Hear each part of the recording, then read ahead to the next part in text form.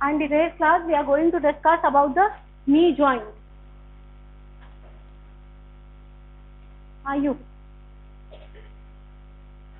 Knee joint. Tell me which are the bones which are participating in knee joint.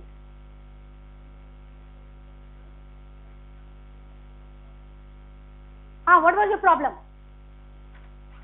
क्यों बातें करते हो please? हाँ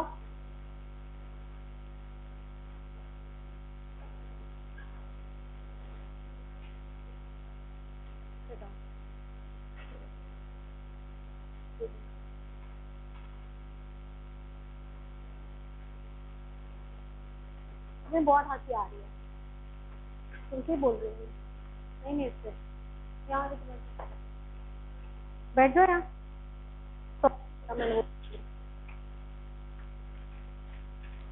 यहाँ से हंसो, अच्छा लगेगा। मैंने तुम्हें बोला यहाँ बैठो।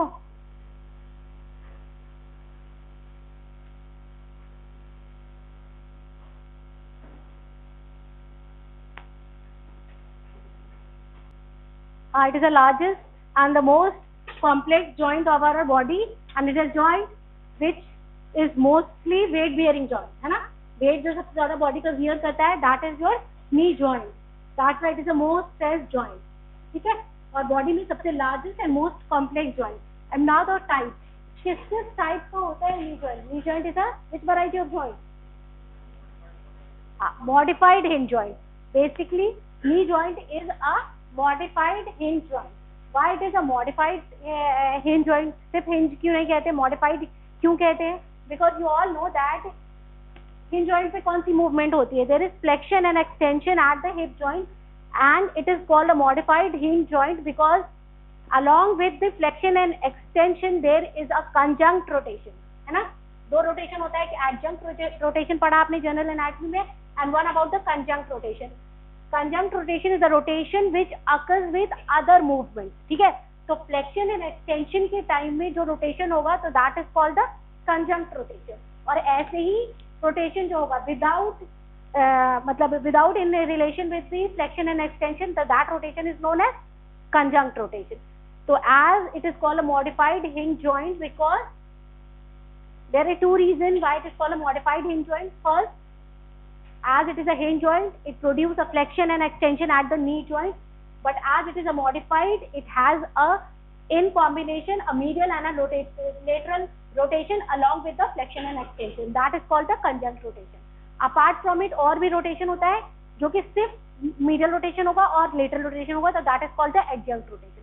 So the first reason why it is a modified hinge joint, that it has along with flexion and extension there is a conjunct medial and lateral rotation at the knee joint. ठीक है?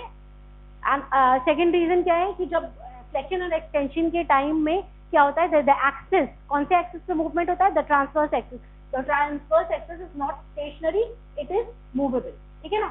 Axis भी stationary नहीं है, और दूसरा कि flexion extension के साथ साथ medial rotation और lateral rotation भी होता है. That is called the conjunct rotation. These are the two reasons why it is a modified hinge joint.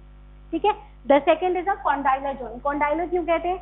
Because जो articulation है इसमें क्या होता है? Basically तीन articulation होता है between the medial and lateral tibiofemoral articulation. ठीक है? फीमर के कॉन्डाइल टिबिया के कॉन्डाइल के साथ आर्टिकुलेट करते हैं. So one is the medial articulation, medial femorotibial articulation, lateral femorotibial articulation, and the third is between the femur and the patella. That is called the patellofemoral articulation. So there are three articulations. One between the condyles of femur and the tibia, that is called the medial femorotibial, and the lateral femorotibial. Apart from it, a patella articulates with the lower end of femur. That is called the patellofemoral articulation. So as there are three, दोनों जो condyle articulate कर रहे हैं during the medial and the lateral femoral articulation में, femorotibial articulation में, that's why it is known as condylar joint.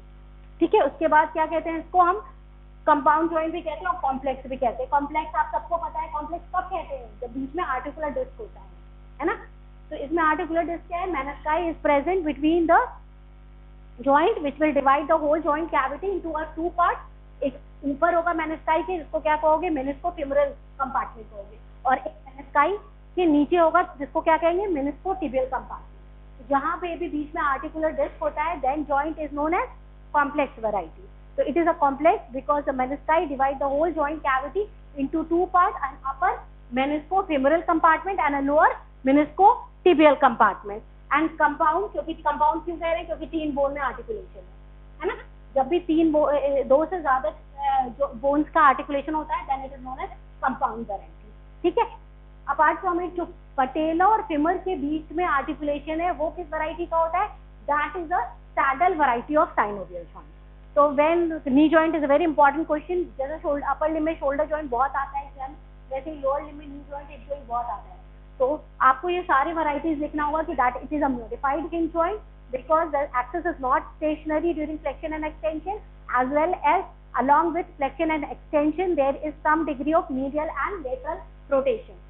Then it is a compound because the 3 bone articulate. It is a complex because the joint cavity is divided by the menisci into 2 compartments, and condylar because the condyle of femur and the tibia articulates with each other. Apart from it, जो patellofemoral articulation है वो किस variety का है, that is a saddle variety of synovial joint. So this is all about the type of joint. From where you are coming? कहाँ से आ रहे हो? बैठ जाओ, है ना। तो इस इमेज में this is the femur, this is the patella. तो इन दोनों के बीच में पटेलोफेमरल आर्टिकुलेशन जो कि सैडल वैरायटी का है, और यहाँ this is the lateral. Stand up, जो यहाँ पे बैठा। तो लास्ट में आते हो, क्या जरूरत है, यहाँ नहीं, इसमें जगह नहीं दिख रही है, यहाँ से नहीं दिखता है क्या?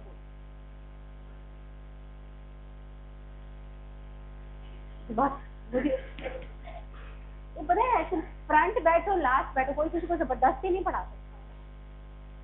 फिजिकल प्रेजेंस हो सकता है, मेंटली तुम यहाँ हो कि नहीं हो तुम पे डिपेंड करता है, बट ये जब स्पेस है ही तो मैं क्यों इतना लेबर करूँ कि वहां तक तुम्हें सुनाई दे, या बार बार क्यों जाऊं मैं, तुम बैठ के बातें करो।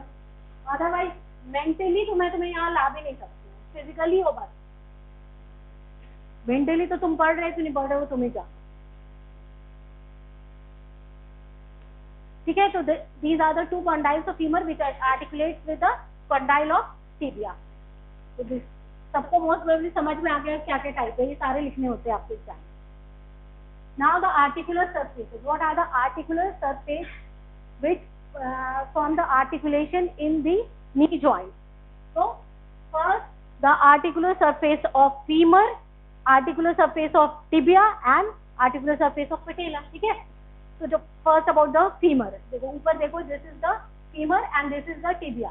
ठीक है, सबको पता है फिबुला पार्टिसिपेट नहीं करता है नी जॉइंट में, और एंटीरियरली ये लेटरल व्यू है जिसमें आपको ये पटेला दिख रहा है। तो these are the 2 condyles of femur. This is the lateral condyle and this is the medial condyle of femur. So these condyle of femur, it has an anterior and inferior and a posterior articular surface. ठीक है। Femur का जो lower end है उसमें there are presence of 2 condyle, a medial condyle and a lateral condyle. और इस condyle का articular surface क्या है, it is present anteriorly, inferiorly as well as posteriorly. ठीक है, डिफरेंट मूवमेंट जब फ्लेक्शन एक्सटेंशन होगा। तो these are the 3 surfaces of the lower end of the femur which articulate with each other. So it has an anterior articular surfacing, inferior and a posterior. So these are the 2 condyles. The 2 condyles are both anteroposterior देख लो या side to side देखो, इसका shape कैसा होगा, it is convex in shape. ठीक है। The 2 condyles are convex in shape both anteroposteriorly as well as from side to side. Up anteriorly in between the 2 there is an articular surface called the trochlear surface. Anteriorly mid में इस part को हम trochlear surface of femur कहते हैं, which articulate with the posterior articular surface of patella. ठीक है। तो ये आर्टिकुलेशन क्या बनेगा, इस पार्ट से फीमर पटेला का पोस्टीरियर पार्ट जो आर्टिकुलेट करेगा, that is called the patellofemoral articulation, जिसके बारे में मैंने क्या बताया आपको, it is a saddle variety of synovial joint. और बाकी जो यहाँ दिख रहा है lateral condyle of femur and condyle of tibia, यहाँ लेटरल फेमोरोटिबियल आर्टिकुलेशन है और this is the medial femorotibial articulation. तो ये जो कंडाइल है, कंडाइल का इंटीरियर सरफेस, इंफीरियर सरफेस और पोस्टीरियर सरफेस ये क्या है, these are the articular surface. और इसका शेप क्या है, both the condyle are convex in shape, both antero posterior as well as from side to side. Anteriorly दोनों कॉन्डाइल बीच में joined है by the trochlear surface of femur, and this trochlear surface articulate with the posterior surface of patella, ठीक है। whereas अगर पीछे से देखोगे, इमेज में नहीं दिख रहा है, when you see the posterior end of posterior surface of lower end of femur, the two condyle are separated by a notch that is known as trochlear notch of intercondylar notch of femur, ठीक है। मतलब क्या है कि आगे में दोनों articular surface है वो एक दूसरे से कंटिन्यूअस है by the trochlear surface of femur, but posteriorly this surface is not continuous. In between the two condyles there is a notch known as, दो कंडाइल के बीच में है तो क्या बोल देंगे हम, इंटरकॉन्डाइलर नॉच ऑफ फीमर। सिर्फ कंडाइल आर्टिकुलर होगा, बीच का एरिया नॉन आर्टिकुलर है, ठीक है। अब जो मीडियल इपिकॉन्डाइल होते हैं, मीडियल कॉन्डाइल जो है फीमर का, दैट इज मोर लॉन्गर, ठीक है, और नैरो। क्या है, medial condyle of femur is longer, ठीक है, it is longer and narrower as compared to the lateral condyle, ठीक है। So it is longer and narrower as compared to the lateral condyle. This is all about the articular surface of femur. Now anteriorly मैंने आपको बता दिया कि there is a surface that is called, दोनों का जो condyle है उसका मिड का जो पार्ट है इसको हम trochlear surface of femur कहते हैं, और ये किसके साथ आर्टिकुलेट कर रहा है, पटेला के साथ, पटेला के posterior articular surface के साथ आर्टिकुलेट करता है, ठीक है। इसमें भी आपको दो सरफेस दिख रही होगी, medial sloping surface and lateral sloping surface. Here the lateral sloping surface is longer than the medial sloping surface, और इन दोनों के बीच में एक वर्टिकल ग्रूव प्रेजेंट होता है, ठीक है। क्या होता है, ऐसे मीडियल कॉन्डाइल बड़ा है, लॉन्गर है लेटरल कॉन्डाइल से, बट जब ट्रॉक्लियर सरफेस के बारे में बात करेंगे तो ये लेटरल जो स्लोपिंग सरफेस है ये बड़ा होगा मीडियल स्लोपिंग सरफेस से, और इन दोनों के बीच में नॉच होगा, और पोस्टीरियरली दोनों कंडाइल के बीच में एक डिप्रेशन है, दैट इज नोन एज, क्या कहते हैं, intercondylar fossa of femur, and this articulate with the posterior surface of tibia, patella, and these two condyle articulate with the two condyle of the tibia.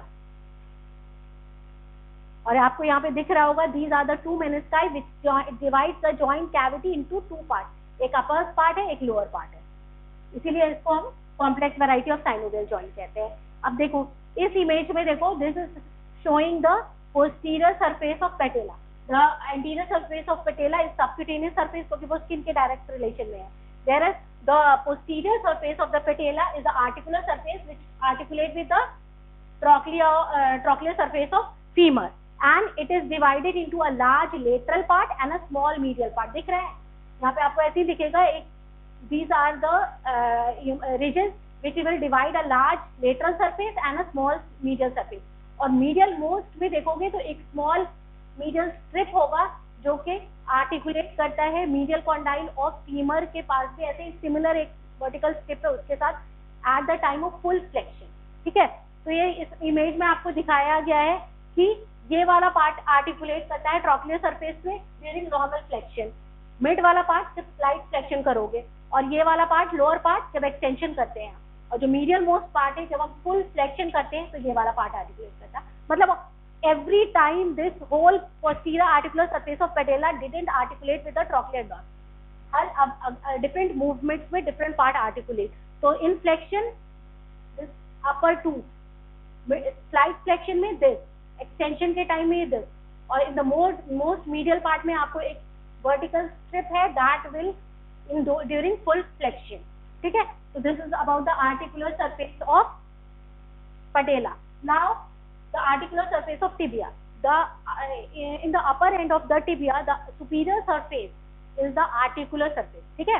जो tibia का superior upper end का जो superior surface है that is the articular surface of tibia which articulates with the two condyle of femur to form the femorotibial articulation. This upper surface of the tibia on the medial side it is oval in shape, whereas on the lateral side it is circular in shape, ठीक है। अब इस image में देखो, this image showing the upper surface, superior surface of the upper end of tibia which has got these two condyles This is the lateral condyle of tibia and this is the medial condyle of tibia. In between the two condyles, this area is known as intercondylar. ठीक है, इसको क्या कहते हैं? इंटरकॉन्डाइलर area कहते हैं. ये inter दो कॉन्डाइल के बीच में इंटरकॉन्डाइल. ये सुपीरियर व्यू दिखाया गया है. जो मीडियल कॉन्डाइल होता है वो क्या होता है? ओवल होता है शेप में, और जो लेटरल कॉन्डाइल है ये सर्कुलर इन शेप है. तो ओवल होगा तो क्या होगा? एंटेरियर पोस्टीरियर डायमीटर ज्यादा हो जाएगा और lateral diameter sorry transverse diameter कम हो जाएगा. So this medial condyle is oval in shape and this lateral is circular in shape. Circular होगा तो क्या होगा? Anterior posterior and transverse diameter is equal, but here the anterior posterior is more than the transverse diameter, and in between the two there is present area that is known as intercondylar area. और क्या दिख रहा है आपको? दिख रहा है कि जो फीमर के कॉन्डाइल से वो क्या है? काफी कन्वेक्स है ना? कन्वेक्स है और ये ऑलमोस्ट फ्लैट होता है, but this condylar surface of tibia in the center it has a depression, whereas the peripheral part is the flat part. और जो मेनिस्काई बीच में जॉइंट कैविटी को डिवाइड कर रहा है, that will वो भी क्या होता है? सेंटर में कंकेविटी होता है और साइड में पेरिफेरी पे फ्लैट होता है. तो वो क्या करता है? that will provide मतलब एक better articulation देता है the convex condyles of the femur. ठीक है. So these are two condyles of the tibia, that is the medial and the lateral condyle. It is concave in the in the center, whereas periphery पे क्या है? ये flat है. यहाँ पे flat है और center में दोनों क्या है? थोड़ी सी concavity. So this is all about the articular surface of tibia and femur and patella. Now the ligaments. These are all the ligaments of knee joint. सबसे पहले क्या होगा? Capsular ligament, which is lined internally by the synovial membrane. Apart from it, ligamentum patelli. What is ligamentum patelli? It is a quadriceps femoris insert होता है, तो वो किसके form में होता है? In the form of ligamentum patelli. ये पढ़ा ना आगे? quadriceps femoris क्या के पार्ट होते हैं quadriceps femoris के? हाँ, वास्टस सिस्टम नहीं पढ़ा? sartorius नहीं होता है, वास्टस मीडियालिस लेटरालिस इंटरमीडियस नहीं पढ़ा? तो वो उसके जो टेंडन जो quadriceps femoris का टेंडन इंसर्ट होता है in the form of ligamentum patella. ठीक है. अपार्ट फ्रॉम इट दो कोलैटरल लिगामेंट होता है, एक मीडियल साइड होता है जिसको हम टिबियल कोलैटरल लिगामेंट कहते हैं, और एक लेटरल साइड होता है दैट इज कॉल्ड टिबुलर और द लेटरल कोलैटरल लिगामेंट. अभी बताऊंगी. उसके अलावा anterior and posterior cruciate ligament, medial and lateral menisci which will divide the joint cavity into two parts. These are the main ligaments. Apart from it जो ये नीचे दिखाए हैं, these are the accessory ligaments. Accessory ligament are the oblique popliteal ligament, arcuate popliteal, transverse ligament and the coronary ligament. So these four are the accessory ligament and these are the main ligament. अब now one by one. First capsular ligament. तुम्हें बहुत हंसी आ रही है और तुम क्या कर रहे हो पीछे? हाँ, तुम उठ जाओ क्या? बट मैं तुम्हें क्लास से बाहर कर दूंगी. बेटर तुम उठ जाओ वहां से. तुम भी जाओ. फिर जा रही हो तुम टोटली बेशरम. किसको? तुम आ जाओ उठ करके वहां से. वहां बैठो. आता जाता कुछ है नहीं, बस मुस्कुराना आता है हमें. नहीं, मुस्कुराना आता है हमें, बाकी तो मुझे कुछ आया क्यों नहीं है. ना the capsular ligament. It is a thin fibrous sac. सबको पता है कैप्सुलर लिगामेंट क्या होता है. कैप्सूल पूरे जॉइंट की जो आर्टिकुलर सरफेस है उसको कवर करता है. तो it is a thin fibrous sac which will enclose the whole articular surface. तो क्या होगा? इस कैप्सूल का जो अटैचमेंट होगा, अबव प्रॉक्सिमल अटैचमेंट होगा और डिस्टल अटैचमेंट होगा. तो जो प्रॉक्सिमल अटैचमेंट होगा वो कहाँ पे होगा? आपका ऑन द फीमर. और डिस्टल अटैचमेंट कहाँ होगा? आपका टिबिया पे होगा. तो अबव जो दोनों अटैचमेंट होता है, जो आर्टिकुलर सरफेस अभी मैंने बताया, उससे अप्रॉक्स 1/2 to 1 सेंटीमीटर डिस्टली होता है, ऊपर होता है. ठीक है. ऊपर में भी जैसे ये फीमर है, तो फीमर का अगर ये आर्टिकुलर सरफेस है तो उससे 1/2 to 1 सेंटीमीटर अबव होगा. और ये टिबिया है तो टिबिया का भी जो आर्टिकुलर सरफेस होगा that is the superior surface, उससे भी 1/2 to 1 सेंटीमीटर बिलो होगा. समझ में आ रहा है मेरी बात? ठीक है. But yet it is somewhere deficient. कहीं कहीं पे दिस इज डेफिशिएंट. आगे में anteriorly the capsular ligament, anteriorly थोड़ा ये होता है क्योंकि वहां पे क्या होगा, एंटीरियरली पटेला है, क्वाड्रिसेप्स फेमोरिस है और लिगामेंटम पटेली है। तो whole capsular ligament is deficient anteriorly by the attachment of किससे, पटेला से, लिगामेंटम पटेली से और क्वाड्रिसेप्स फेमोरिस से। ठीक है, अब नाउ एक प्रॉक्सिमल अटैचमेंट हो गया, डिस्टल अटैचमेंट हो गया। तो प्रॉक्सिमली भी एंटीरियर अटैचमेंट होगा और पोस्टीरियर अटैचमेंट होगा। तो प्रॉक्सिमली ऑन द फीमर क्या मैंने बताया था, ये आर्टिकुलर सरफेस है तो इससे 1/2 to 1 सेंटीमीटर अबव होगा। ठीक है, इन द मिड लाइन यहाँ पे डेफिशिएंट होगा for the passage of a bursa known as supra patellar bursa. Patella के ऊपर एक बर्सा है, बर्सा सबको पता है साइनोवियल मेम्ब्रेन का एक्सटेंशन है ना, कि जब हम मूवमेंट करें तो फ्रिक्शन को अवॉइड करने के लिए। ठीक है, तो anteriorly this capsular ligament, this capsule of knee joint is deficient for the passage of suprapatellar bursa. ठीक है, whereas posteriorly this capsular ligament attached, मैंने क्या बताया था कि दोनों कॉन्डाइल के बीच में, तो posteriorly क्या बताया था मैंने कि एक गैप होता है, that is known as intercondylar fossa. So the posteriorly it gets attached to the intercondylar line. ठीक है, आगे में क्या हो गया, it encloses the articular surface 1.5 to 1 centimeter above, but in the midline is present a gap known as, and this gap is for the passage of suprapatellar bursa. और posteriorly दोनों condyle के बीच का जो लाइन होता है उस पे जाकर के अटैच होता है। और लेटरली ये क्या करता है, पोप्लिटस का ऑरिजिन होता है, सबको पता है, पोप्लिटस पढ़ चुके हैं। तो it will provide a space for the origin of popliteus, whereas below on the tibia anteriorly, ये इसका दोनों का आर्टिकुलर सरफेस है, that is the superior surface of condyle of tibia, so it will extend 1/2 to 1 centimeter below and it will dip up to the, इसको क्या बोलते हैं, tibial tuberosity कहते हैं। क्या कहते हैं, there is upper end पे anteriorly there is a projection on the anterior surface of upper end of tibia, that is known as tibial tuberosity. So this capsular ligament comes up to the tibial tuberosity and here it is deficient for the attachment of ligamentum patelli.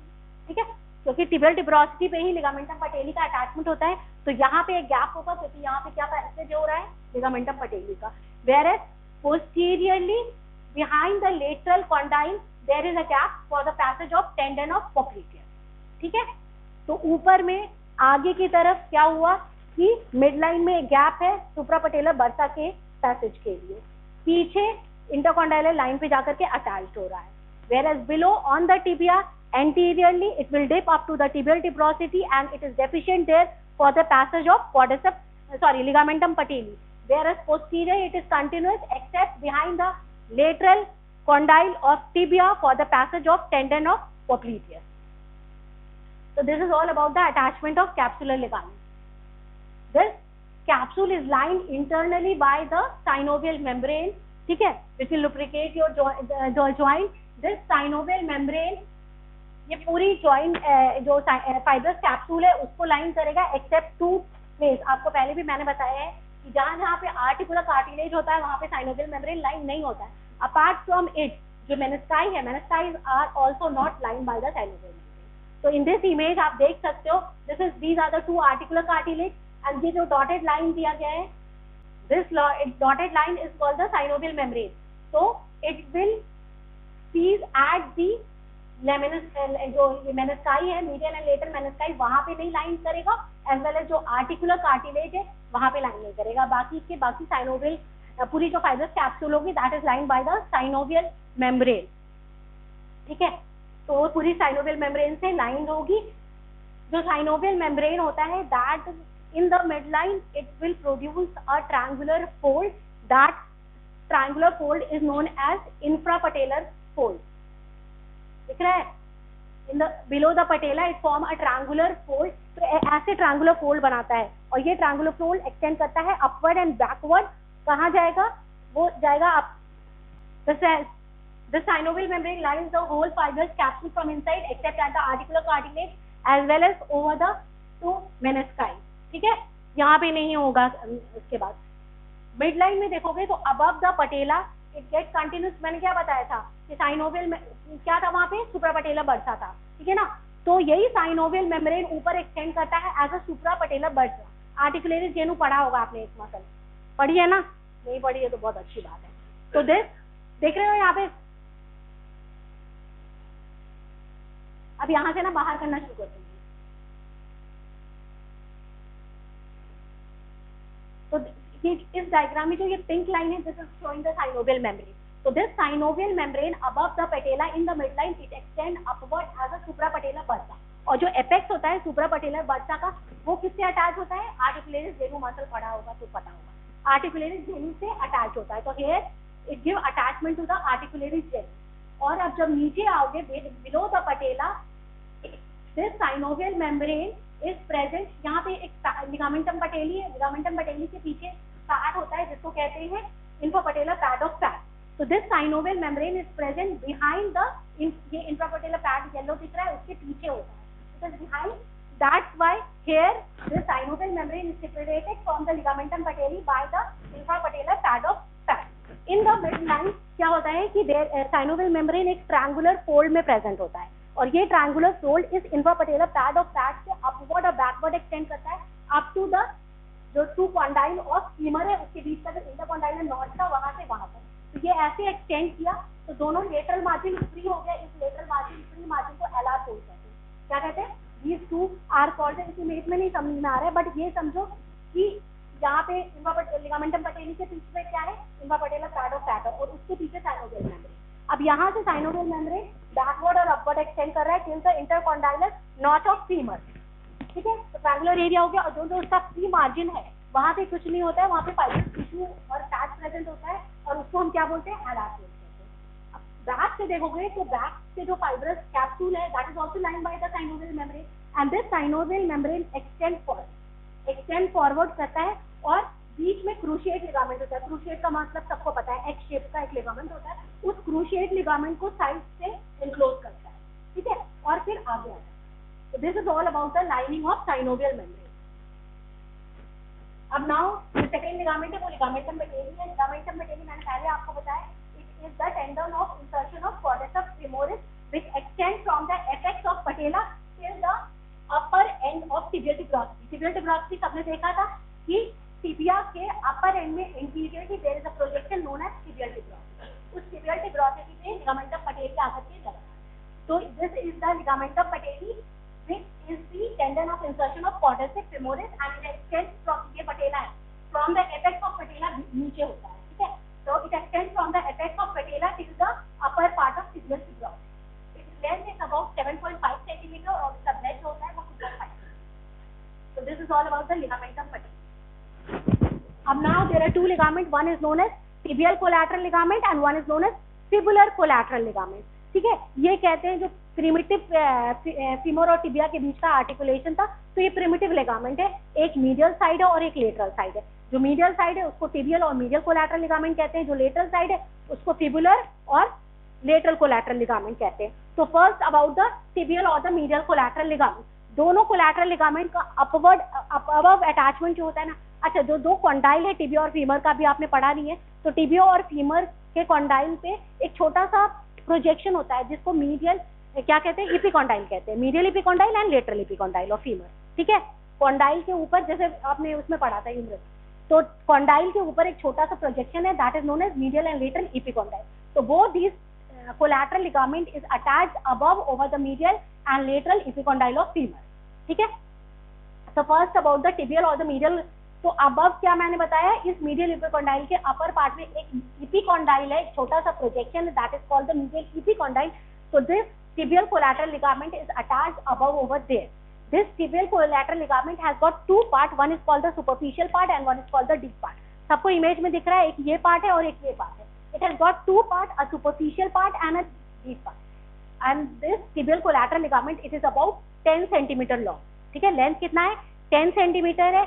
ये long, strong और एक band like ligament है। कैसा है? और जो fibular collateral ligament होता है वो छोटा होता है 5 सेंटीमीटर। ये कितना है? 10 है, वो 5 है। इसका शेप कैसे हो? ये बैंड शेप का होता है और fibular collateral ligament cord like होता है। ठीक है, it is more stronger than the fibular collateral ligament.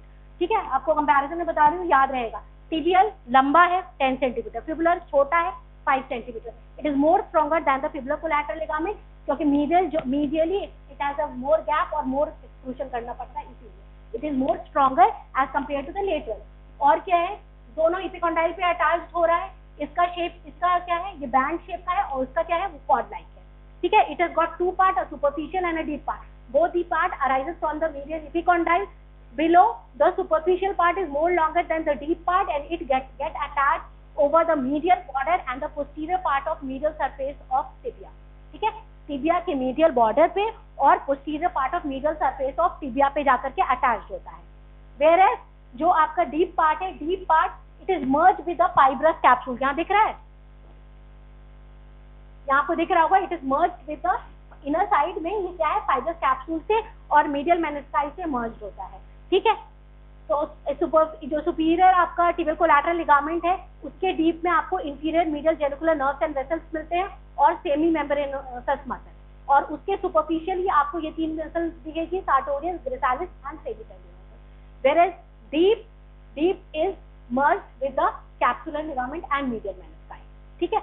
और मीडियल कोलैटरल लिगामेंट और द टिबियल कोलैटरल लिगामेंट, ये होता क्या है, it is a degenerated part of ischial head of adductor magnus. सबने पढ़ा है adductor magnus muscle. तो ये बहुत इंपॉर्टेंट MCQ है. That is tibial collateral ligament. It is the degenerated part of insertion of ischial head of adductor magnus. Whereas fibular collateral ligament is the degenerated part of peroneus longus muscle. ठीक है.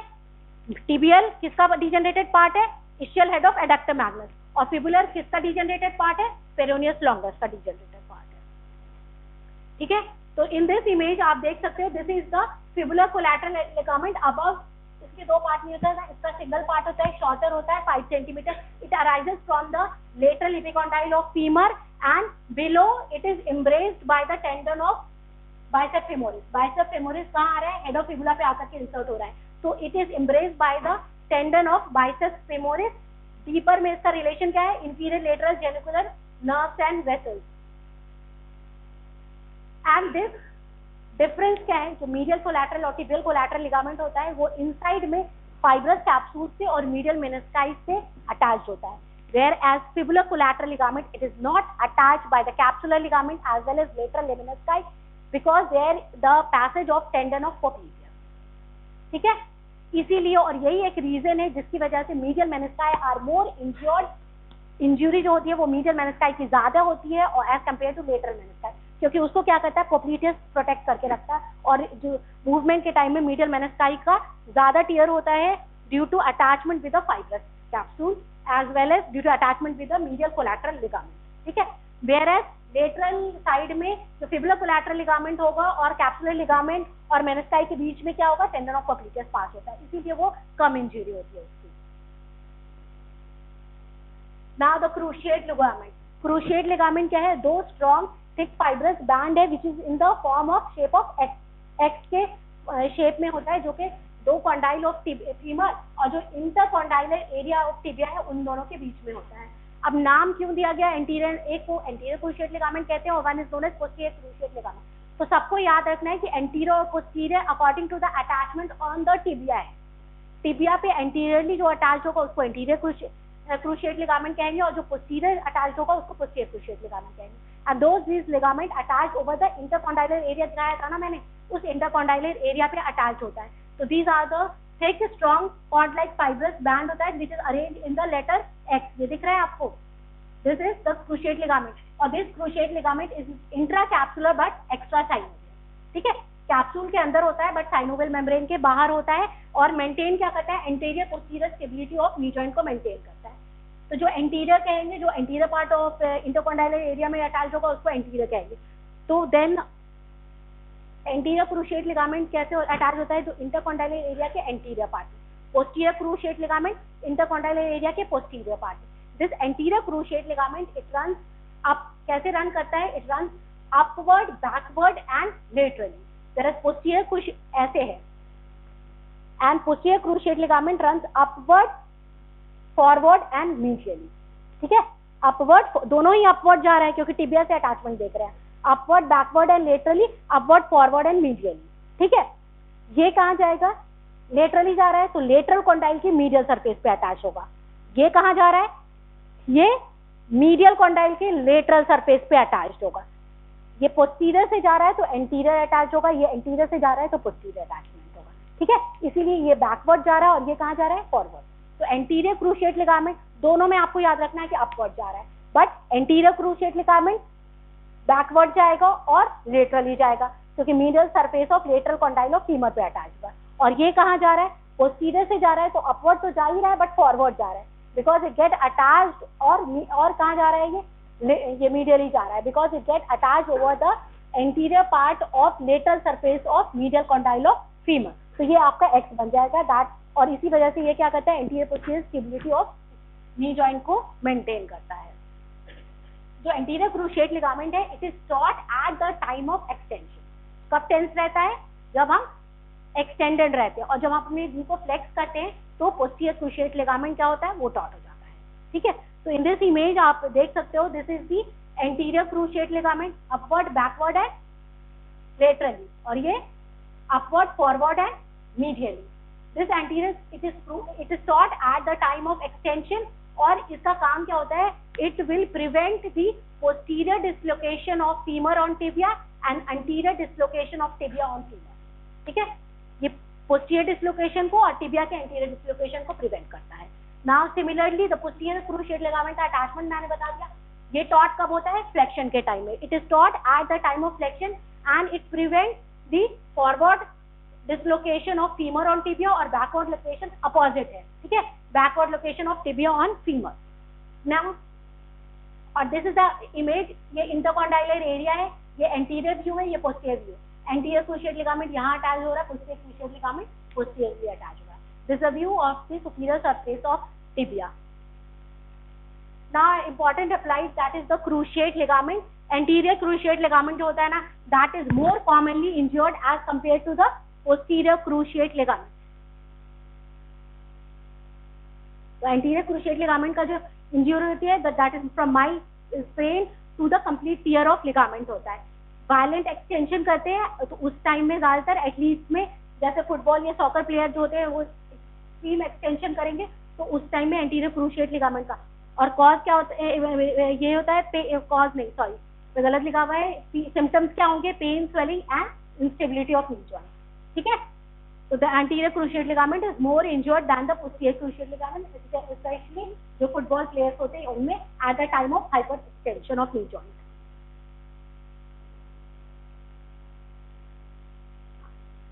One is called the drawer sign, एक होता है, एक को कहते हैं anterior drawer sign, और one is known as posterior drawer sign. Anterior drawer sign rupture होगा अगर एंटीरियर क्रूशिएट लिगामेंट का, तो जो मैंने अभी फंक्शन बताया था कि क्या करता है, फॉरवर्ड डिसलोकेशन को रोकता है। तो if there is rupture of anterior cruciate ligament, tibia क्या होगा, एक्सेसिवली पुल फॉरवर्ड हो जाएगा ऑन द फीमर, ठीक है ना, क्योंकि वो जो अपना उसका एक्शन है वो लॉस्ट हो जाएगा, तो रिवर्स हो जाएगा। तो दैट इज, जब टिबिया एक्सेसिवली पुल्ड हो जाएगा फीमर पे, तो then it is known as anterior drawer sign, ठीक है। और जब पोस्टीरियर क्रूशिएट ले जाओगा तो टिबिया एक्सेसिवली पुश बैकवर्ड हो जाएगा ऑन द फीमर, तो इसको हम क्या कहेंगे, पोस्टीरियर ड्रॉर साइन कहेंगे। तो दिस इज इंपॉर्टेंट अप्लाइड, जिसको ड्रॉर साइन कहते हैं। तो क्या होगा कि लिगामेंट टूट गया, तो जो वो उसको प्रिवेंट कर रहा था तो वो प्रिवेंट नहीं कर पाएगा, तो वो और टिबिया आगे चला जाएगा, और पोस्टीरियर ड्रॉर में और टिबिया पीछे आ जाएगा। Now the last main ligament, that is called the menisci. Menisci मैंने क्या कहा, जॉइंट कैविटी को दो पार्ट में डिवाइड करा। It act as an articular disc, it will divide the joint cavity. तो इसका जो शेप था ना आपका, upper superior surface of the tibia, उसी का शेप होता है। It is a semi linear shape of cartilage which will divide the whole joint cavity into two parts, ठीक है। So it is a crescent shape intra-articular disc made up of fibrocartilage, और इसका क्या होता है, जो पेरिफेरल पार्ट होता है वो थिक होता है, और जो इनर बॉर्डर होता है वो थिन होता है। This menisci has got an anterior and a posterior end, दो एंड हो गया, और दोनों एंड कहाँ अटैच होगा, जो इंटरकॉन्डाइलर एरिया ऑफ टिबिया है उसके ऊपर अटैच होगा, ठीक है। तो एक एंड एंटीरियर हो गया, posterior, both this end get attached over the intercondylar area of tibia, whereas it has a thick outer border and a thin inner border, ठीक है। outer border is attached with the capsular ligament and inner border is free।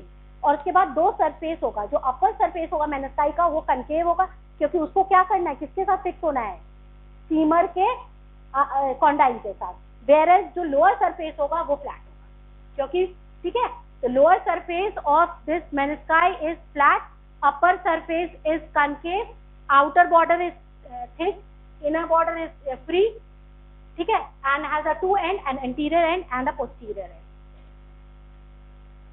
So this is a medial menisci and this is a lateral menisci. जो medial menisci होता है इसका shape क्या है, semi lunar in shape है. जो lateral menisci क्या है, इसका सर्कुलर इन शेप है. जो medial menisci होता है वो anterior thin होता है और posterior जाकर के थोड़ा सा broad हो जाता है, thick हो जाता है. whereas lateral menisci की जो uniformity होती है वो continuous same होती है. ठीक है, तो this is continuous same uniformity. It is thinner in front and thicker behind, and both the end, this is the anterior end and this is the posterior end. Both these are end attached over the intercondylar area. ठीक है, laterally it get attached over the capsule of knee joint. ठीक है, and medially inner side में ये क्या है, ये free है. upper surface concave है और lower surface क्या है, flat है. हाँ, तो ये बता दिया आपको. lateral menisci का शेप क्या हो गया, सर्कुलर हो गया, और medial menisci का शेप क्या हो गया, सेमी ल्यूनर इन शेप है.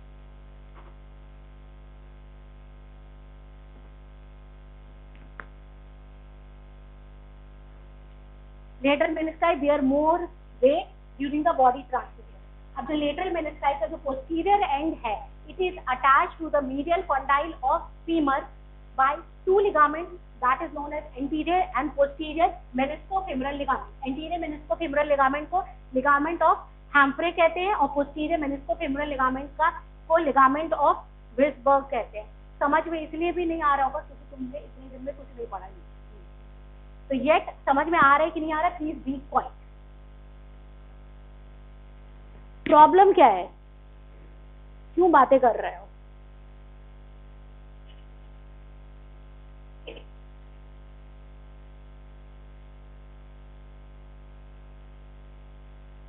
मैं पढ़ा रही हूँ तो समझ में नहीं आ रही, बात क्या है, क्यों बातें क्यों कर रहे हो? तो मेरा भी दिमाग खराब हो रहा है.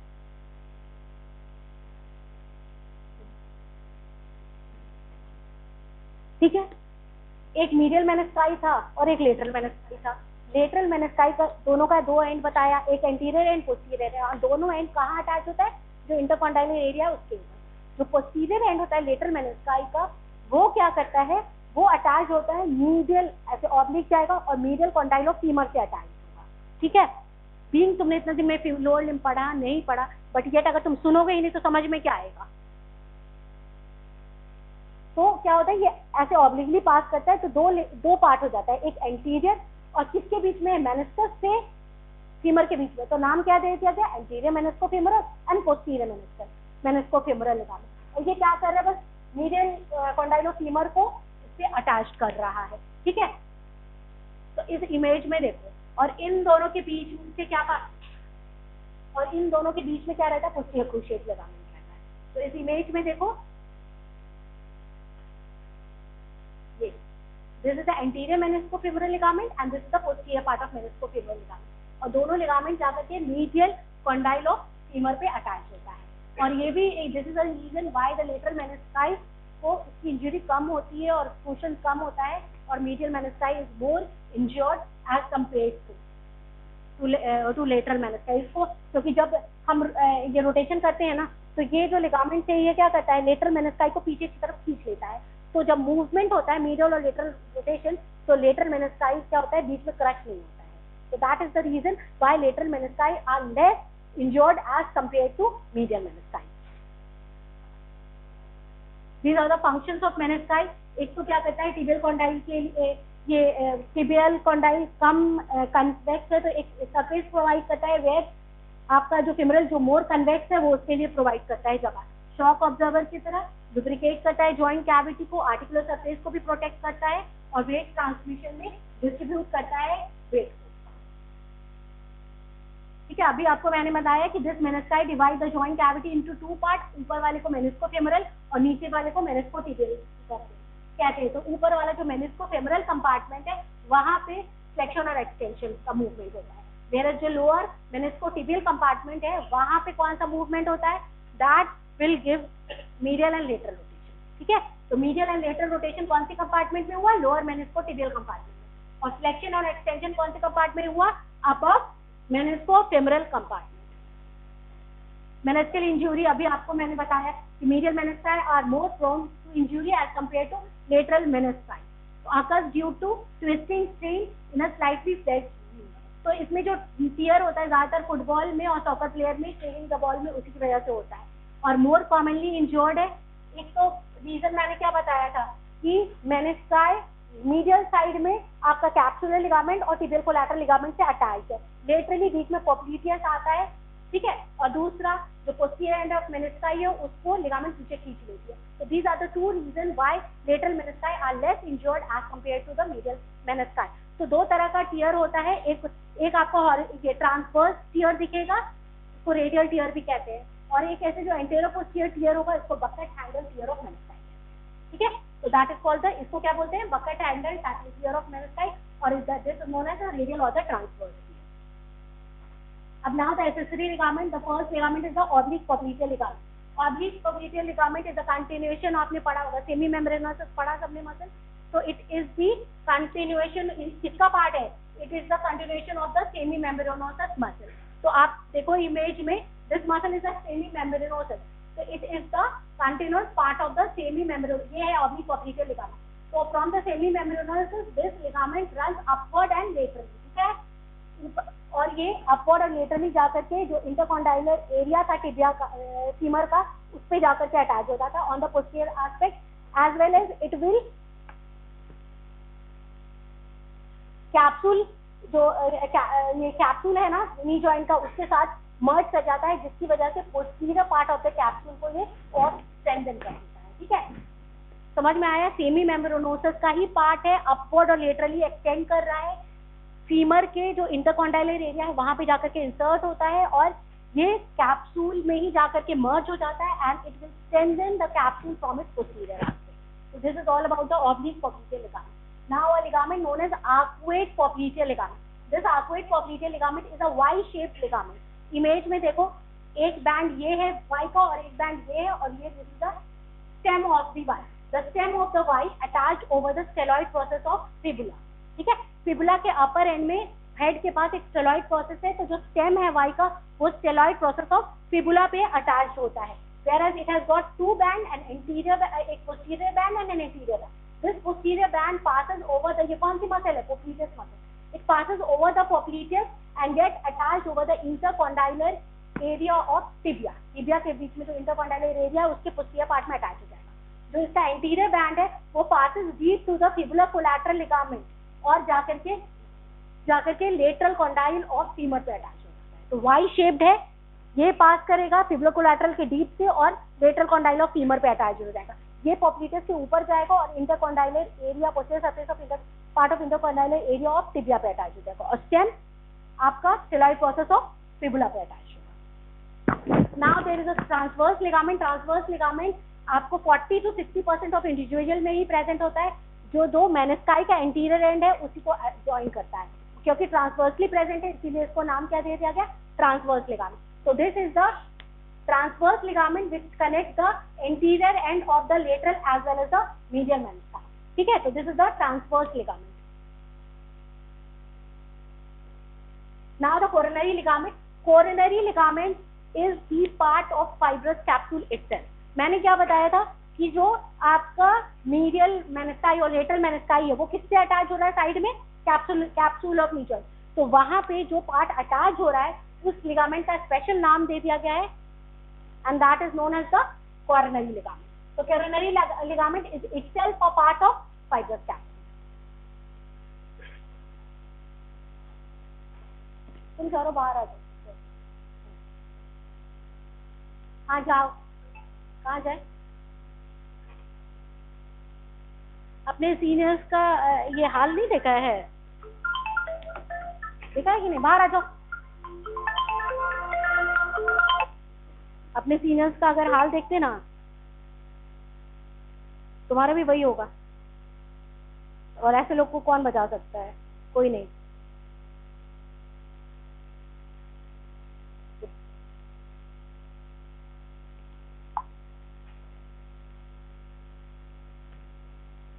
जब वाइवा में मुंह नहीं खुलता है ना तो फिर बाद में रिक्वेस्ट करना पड़ता है, पेरेंट्स से फोन करवाना पड़ता है या कहीं ना कहीं से, या फिर फेल हो जाना होता है। यही 2 चीज होता है, देख रहे हो ना। तुम्हारे सीने के सीने बैठ के भी 7-8 बैठे हुए हैं, है ना। तो मत पढ़ो, अच्छी बात है।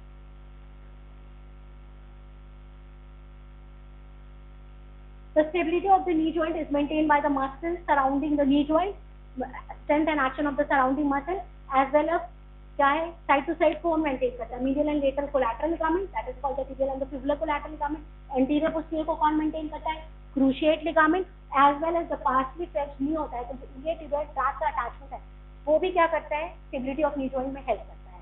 आपको पता है व्हाट इज इलियोटिबियल ट्रैक।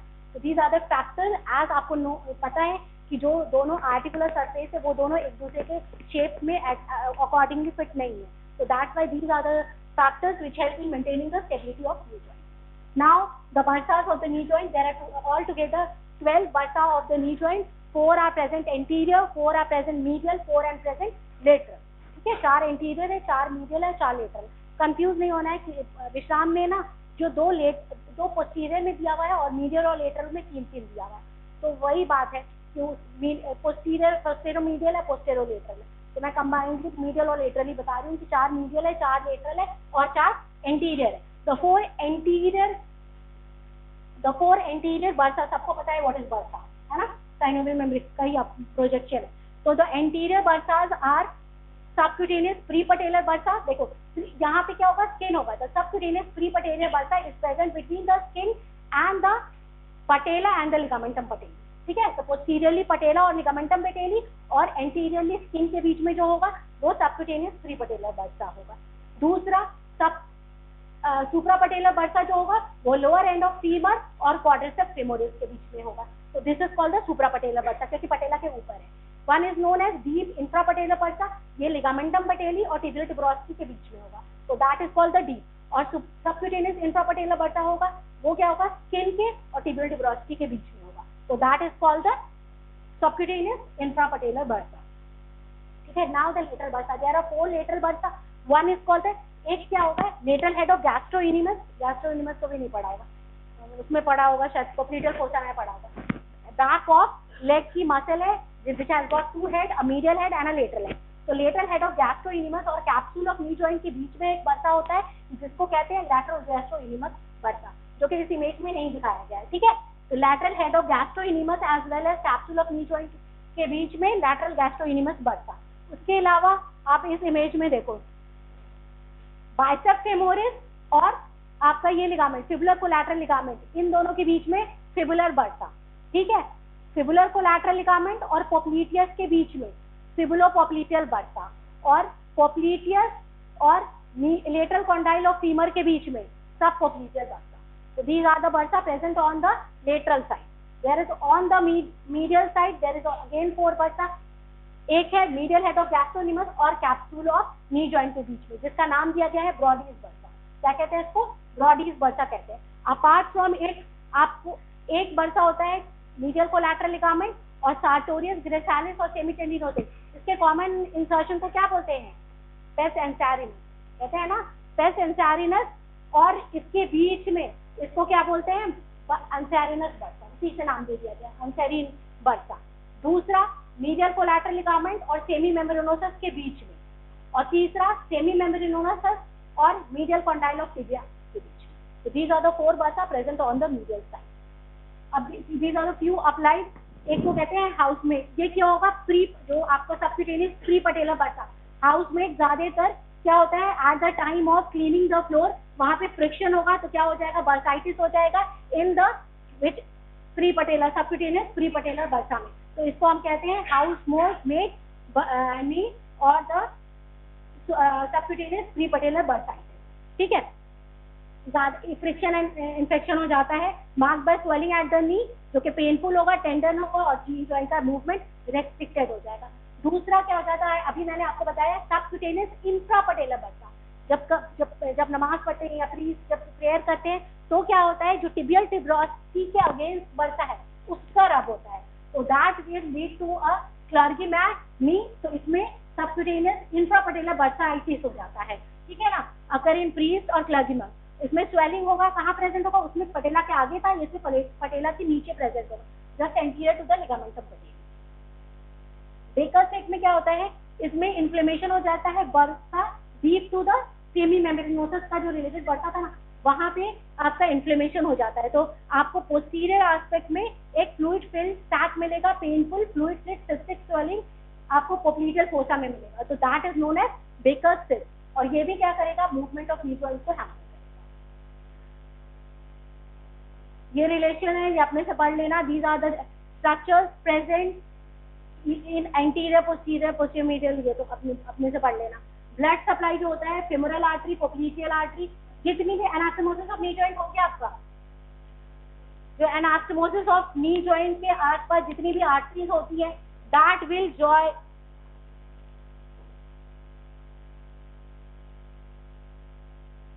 बातें करो, मैं छोड़ूंगी।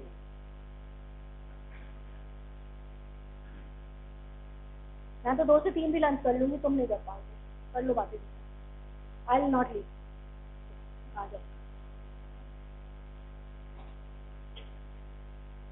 ब्लड सप्लाई नर्व सप्लाई, जो तुम खुद पढ़ लेना, नाम याद करना है। बस ये याद रखना कि ब्लड सप्लाई जितनी भी नी जॉइंट है अराउंड एनास्टोमोसिस बनाती है artery, that will supply, that is the 5 genicular branch of femoral artery, popliteal artery, anterior tibial artery, posterior tibial artery and circumflex fibular artery. सबकी ब्रांचेस फॉर्म करती है anastomosis around the knee joint which will supply the knee joint. Movement, 2 basic movement होते हैं। One is active movement, है ना। Active movement is flexion and extension. और flexion and extension के साथ में क्या होता है, मीडियल एंड लेटरल रोटेशन। और अकेले में भी होता है, ऐसा नहीं होता है कि सिर्फ मीडियल और lateral rotation eight the time of flexion and extension होता है। तो उसको क्या बोलेंगे, जो अकेले होगा उसको एडजंक्ट रोटेशन कहेंगे, और जो फ्लेक्शन और एक्सटेंशन के टाइम में साथ में होगा उसको कंजंक्ट रोटेशन कहेंगे। तो जो हमारे नी का लॉकिंग एंड अनलॉकिंग सबको पता है, नी जब हम एक्सटेंड होते हैं तो हमारा नी क्या हो जाता है, लॉक हो जाता है, स्टेबिलिटी को प्रोवाइड करने के लिए। फिर वापस से फ्लेक्स करोगे तो हमारा पहले अनलॉकिंग होगा नी का, क्योंकि that is important during the locomotion. तो the conjunct rotation is important for the locking and unlocking of knee. Apart from it adjunct rotation भी होता है, मतलब अलग से भी medial and lateral rotation of knee होता है। फ्लेक्शन एंड एक्सटेंशन मैंने अभी आपको बताया था कि कौन से कंपार्टमेंट में होता है, अपर कंपार्टमेंट में होता है, that is called the meniscofemoral compartment. और जो मीडियल एंड लेटरल रोटेशन होता है वो लोअर कंपार्टमेंट होता है, मेनिस्को-टिबियल कंपार्टमेंट में। तो जो अपर कंपार्टमेंट में होता है, और ये किस एक्सिस पे होगा, ट्रांसवर्स एक्सिस पे होगा। और मीडियल और लेटरल रोटेशन किस एक्सिस पे होगा, वर्टिकल एक्सिस पे होगा। ठीक है ना। तो सबको पता है व्हाट इज फ्लेक्शन, फ्लेक्शन में एंगल कम हो जाएगा और एक्सटेंशन में एंगल बढ़ जाएगा। एक्सिस क्या होगा, ट्रांसवर्स एक्सिस। और मैंने क्या बताया था कि axis is not stationary, move करता है। तो during extension the axis move forward and upward, and during flexion it will move backward and downward. साथ में क्या होता है, एडजंक्ट रोटेशन भी होता है। तो एडजंक्ट रोटेशन में क्या होगा, जब हम एक्सटेंशन करते हैं तो जो लास्ट 30 डिग्री ऑफ एक्सटेंशन होता है, at that time there is medial rotation. ठीक है। तो वो क्या करता है, आपके जॉइंट को लॉक कर देगा। बट फिर अब क्या होगा कि अब हमको एक्सटेंड हो गया, अब हम मुझे वापस फ्लेक्स करना है। तो before at the initial phase of flexion first there is a lateral rotation. ठीक है। तो जब लेटरल रोटेशन होता है at the initial phase of flexion, तो that is called the unlocking of knee joint. ठीक है। सबको समझ में आया लॉकिंग एंड अनलॉकिंग।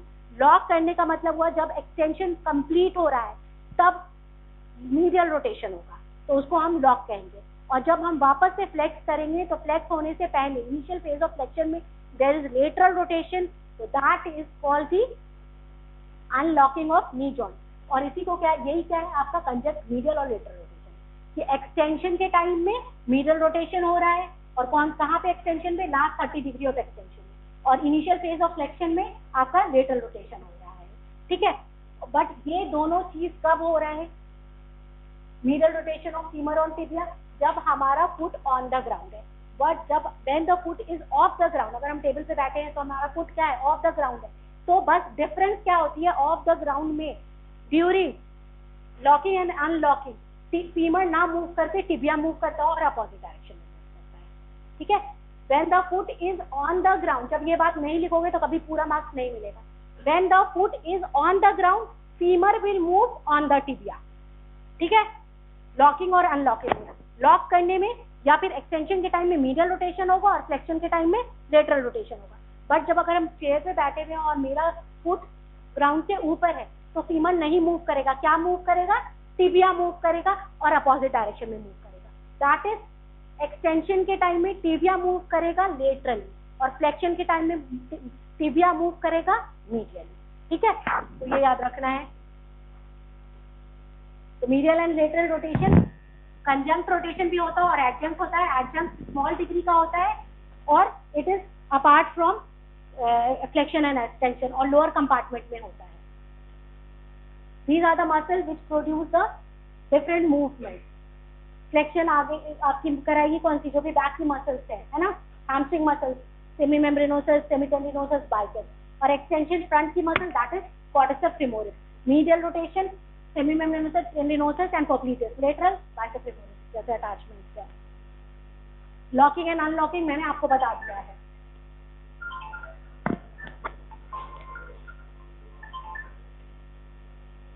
पता है तुम लोग ही इरिटेट करते हो, तुम ही लोग टाइम वेस्ट करते हो, जिसकी वजह से रिपीटेडली मुझे बोलना पड़ता है कि चुप हो जाओ और टाइम वेस्ट होता है। तुम्हें समझ में नहीं आता है या क्या प्रॉब्लम क्या है?